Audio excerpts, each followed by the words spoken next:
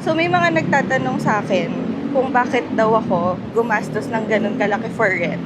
Eh kaya naman na daw bumili ng bahay nung monthly na binabayad ko sa condo ko ngayon.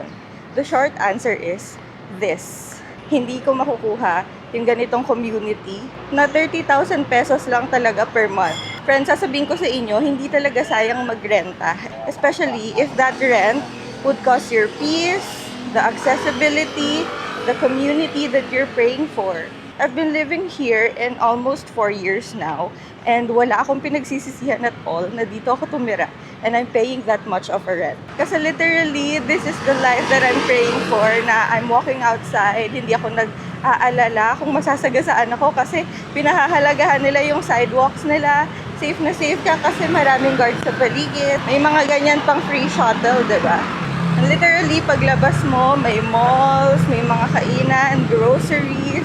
It's really nice for someone who's living alone. And even the security from the first condo na tinirahan ko hanggang ngayon, grabe talaga. And from someone na tumira sa Tondo for how many years, tapos nagkaroon din ng ibang perspective, pwede pala na mabigyan tayo ng ganitong treatment. Hindi ko naman kinakalimutan ng Tondo, friends. Doon ako nagsimula, mahal ko ang Tondo. I'm still bringing the Tondo heart with me. Pero ngayon na nakatira ako dito sa QC, grabe talaga. Sobrang sayo ko talaga.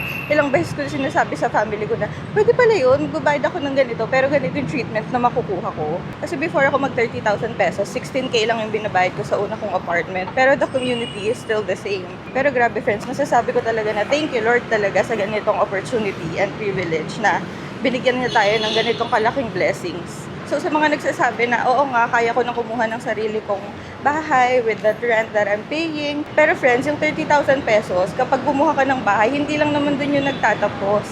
Meron ka pang amortization, HOA, mga dues, marami pang ganun. So, di talaga nila maiintindihan, not unless maintindihan nila kung ano yung ginagawa ko sa life. So, for context, I'm a full-time content creator. Alam niyo naman, pag content creator, may mga events, may mga shoots na kailangang puntahan. So, hindi ako pwedeng lumayo sa Metro Manila. Sa 30,000 pesos, if I have my own place, I think makakakuha ko ng gustong-gusto ko na talaga sa South. Pero ang layo niya, I don't know how to drive. I don't have a car. So, hindi siya accessible for me. I feel like the doble lang din yung gastos ko. Mahahassle pa ako kapag tumira pa ako. Ngayon na ito pa rin yung focus ko. So for me, yung rent na binabayad ko talaga ngayon, sobrang sulit niya talaga for the accessibility and all. And hindi ko talaga masasabi na sayang. Kasi friends, tinitirahan ko naman.